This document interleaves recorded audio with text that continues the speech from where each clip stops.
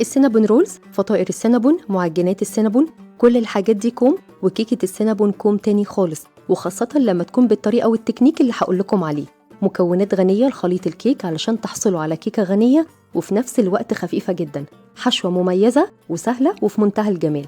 ده غير الفروستنج اللي أضاف طعم رهيب للكيك. خلاص كده؟ لأ، شوفوا بقى شكلها اللي يجنن واللي حقيقي هيخطف قلب أي حد يشوفها قبل ما يدوقها، وإن شاء الله هتعجبكم جدا.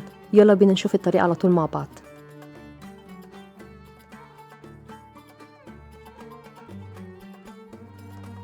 هنجيب بقى كده طبق كبير وهحط فيه كوباية إلا ربع من الزبدة، لازم تكون طرية أو تكون بدرجة حرارة المطبخ، وبمضرب الكهرباء هضرب كده الزبدة مع بعضها علشان تفك من بعضها وقوامها يكون طري بنفس الشكل ده. بعد كده هضيف كوباية كبيرة من السكر وأقلب كده السكر مع الزبدة الأول قبل ما أشغل مضرب الكهرباء، وبعد كده أضربهم مع بعض لمدة دقيقة، ومن وقت للتاني هننزل الجوانب علشان الزبدة كلها تكون قوام واحد. بعد كده معايا 3 حبات من البيض، مهم جدا يكونوا بدرجة حرارة المطبخ. هنضيف بيضة بيضة، يعني نضيف البيضة الأولانية ونضرب لحد ما تختفي، وهكذا لحد ما نخلص كل كمية البيض. بعد كده هضيف معلقة صغيرة من الفانيليا وأضرب بقى كويس قوي. شوفوا بقى القوام جميل ازاي، القوام خفيف جدا وناعم وكريمي واللون فاتح وفي منتهى الجمال. بالنسبة بقى للمكونات الجافة، كوبايتين كبار من دقيق مخصوص للكيك، أنا نخلته مرتين، تقدروا كمان تستخدموا دقيق متعدد الاستخدامات. هضيف عليه ذرة صغيرة من الملح، معلقة كبيرة إلا ربع من البيكنج باودر، وربع معلقة صغيرة من البيكنج صودا. ولو هتستخدموا دقيق متعدد الاستخدامات هتضيفوا معلقة كبيرة من البيكنج باودر، لأن الدقيق المخصوص للكيك بيكون مضاف عليه بيكنج باودر.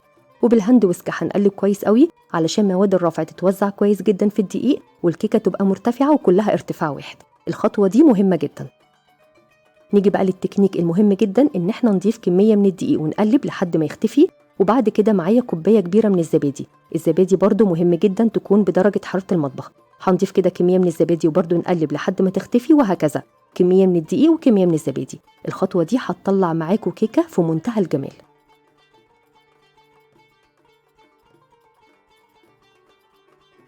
كده خلاص آخر كمية دقيق معايا، واخر حاجه هضيفها هي نص كوبايه من الحليب الدافي، واقلب كويس قوي لحد ما نحصل على خليط الكيك.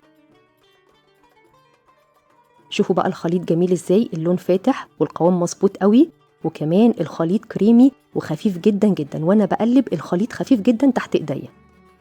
نحضر بقى مع بعض دلوقتي الحشوه.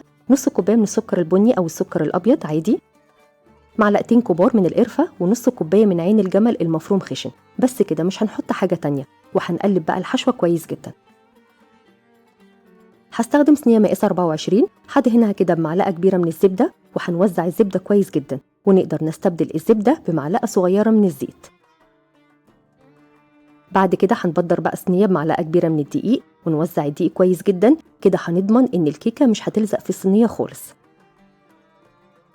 هضيف بقى كده كمية من خليط الكيك واسويها كده كويس جدا في صينية من تحت، وبعد كده ارجع اضيف كمية من الحشوة.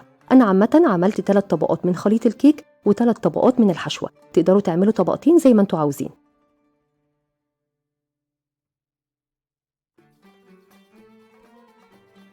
كده خلاص خلصت كل كمية خليط الكيك، واخر حاجة هي كمية من الحشوة، وبالراحة جدا بقى بستك او بسكينة تكون رفيعة نخلط بالراحة جدا ما بين خليط الكيك والحشوة، علشان لما نيجي نقلبها بعد كده كل الحشوة ديت ما تقعش من على الكيكة. الصينية كده خلاص بقت جاهزة، تدخل الفرن درجة حرارة 170 على الرف الأوسط، وهتقعد بالظبط من 45 ل 50 دقيقة. تقدروا كده تختبروها بالسك بعد حوالي 35 دقيقة، مادام طلع معاكم نضيف يبقى كده خلاص الكيكة استوت. بصوا مرتفعة ازاي، وبصوا لونها حلو ازاي، مش قادرة اوصف لكم طبعا ريحتها اثناء الخبز كانت جميلة قد ايه. بعد ما تبرد تماما نبتدي بقى نقلبها كده على طبق التقديم.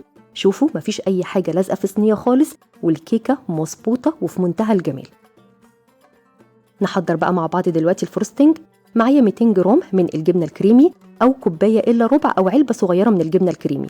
هضيف كده معلقتين كبار من الحليب، ومعايا كمان معلقتين كبار من السكر البودر.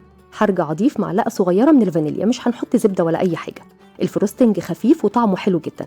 هنضيف بس الحليب والسكر البودر شوية بشوية لحد ما نحصل على الخليط المظبوط، لا هو تقيل قوي ولا هو خفيف قوي.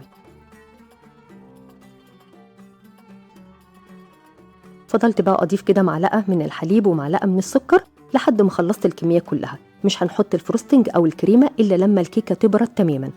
شوفوا القوام بتاع الفروستنج ناعم وكريمي ازاي، حلو جدا.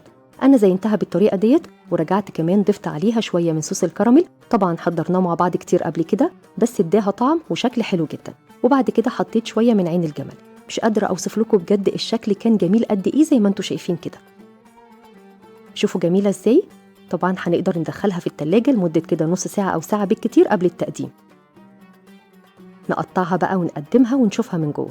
بصوا جميله ازاي، تجنن. مش قادره اوصف لكم الطعم بتاع الكيك كان جميل قد ايه، من جوه مظبوطه مش معجنه خالص، والطعم النهائي في منتهى الجمال. لازم تجربوها بالطريقه دي. وبس كده، وصفه النهارده خلصت. اتمنى ان الوصفه تكون سهله وبسيطه عليكم. بالف هنا وشفا، وباي باي.